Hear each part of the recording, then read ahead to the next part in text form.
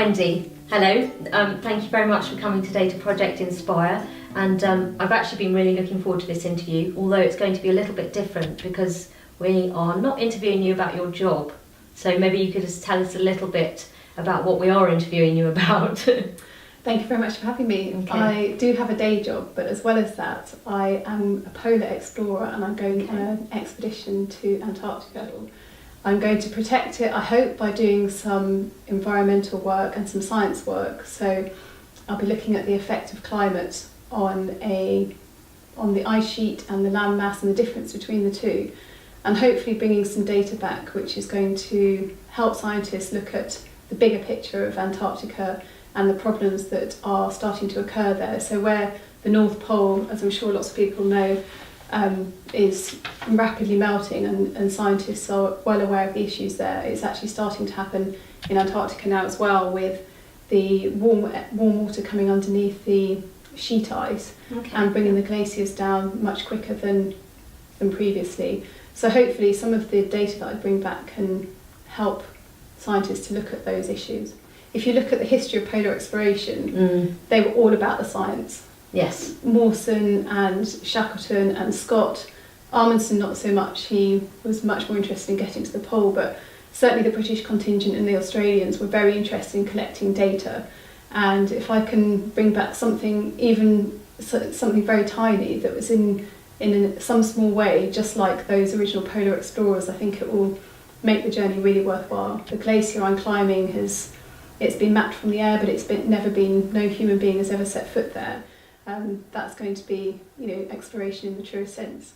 The next question doesn't quite work with you because it's how would you describe a typical work day?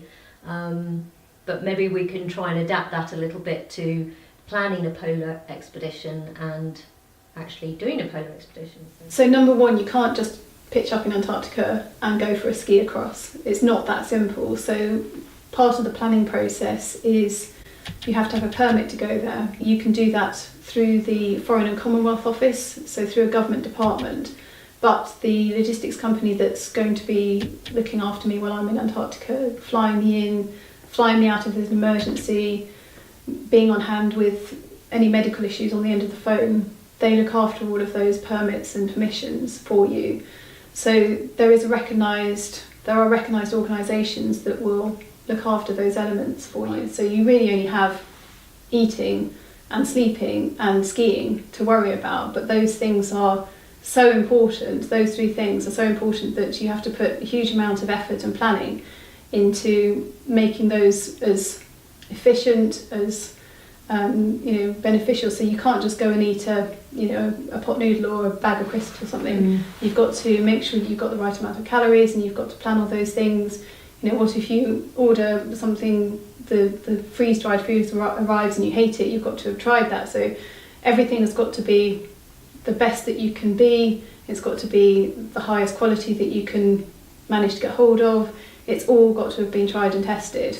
There's certainly a physical side of things, because to drag a polk or sledge in Antarctica for 55 days that weighs, certainly at the beginning, about twice what I weigh, about 120 kilos.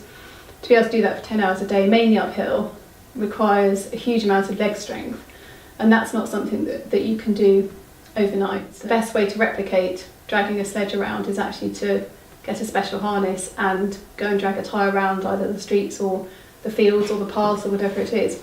So that bit is, in some senses, the easiest.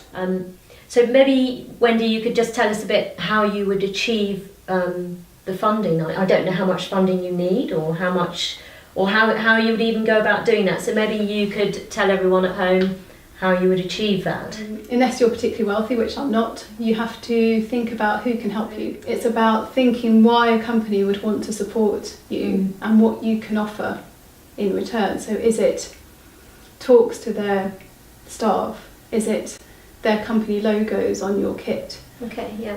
Or mentions in you talking about their company when you're being interviewed? Is it something like that? Or sometimes if you're asking a very big company, then they want to know about you and they want to know about your story. And I think the fact that I'm doing it as a woman is definitely of interest to a lot of companies, because I'm not particularly strong, I'm not particularly fast. You know, I don't come from a long line of adventurers in my family history. I'm actually pretty ordinary, and that element of the journey from somebody who has a normal day job to polar explorer is something that is really interesting to a lot of companies. Wendy, maybe you could just tell us a little bit more about what it would be like on a typical day, let's say when you're actually doing your expedition, as opposed to just the planning, which we've heard quite a bit about now. So the day will consist of getting up in the morning. You pack your tent away. After breakfast, very important, and then you clip into your skis, and you've got your sledge on a harness behind you, and you set off, and then you ski for about 10 hours every single day, and you ski in legs, so you don't ski without a break. So you ski for about 70 minutes, and then you stop, and you put on your down jacket and get warm, because you'll start getting cold really quickly. You stuff as much food in your face as you can manage at the time, and it's all things like chocolate and butter and things that are very high fat.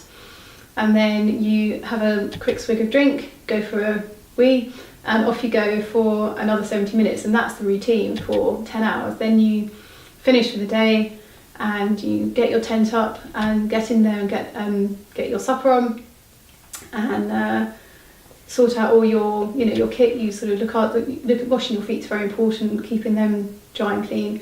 The rest of you probably don't wash for the entire journey. You have one set of clothes, and that's what you live in. And if you've got any pictures to send back or blogs to write or any of that, any repairs to do, then you get your head down, you go to sleep, and then you do it all again the next day. And that's your routine, that's your working day for about 50 to 55 days.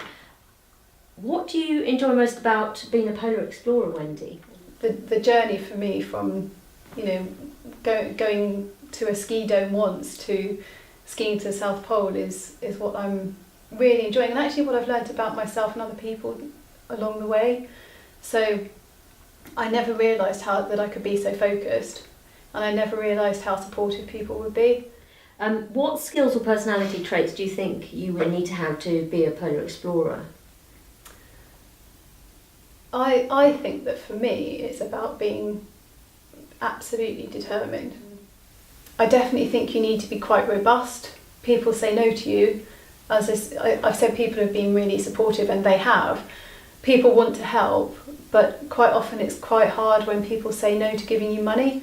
What point did you get that break where you suddenly decided to become a polar explorer? So maybe you could tell us a little bit about that so we could work backwards from there. I had a wonderful job with a military charity, and I did that for quite a number of years. A group of soldiers came in to the charity one day and said, "We're thinking of skiing across Antarctica," and I just knew it was something special. I got involved with looking after their media. I did some social media work for them. When they actually went to Antarctica, I looked after they'd ring up every night and do a blog just on a phone, and I transcribed that and put that all on their social media. I looked after all the relationships with the sponsors, and if they wanted TV interviews or radio interviews, all the rest of it, I organised that. But that was in addition to my day job.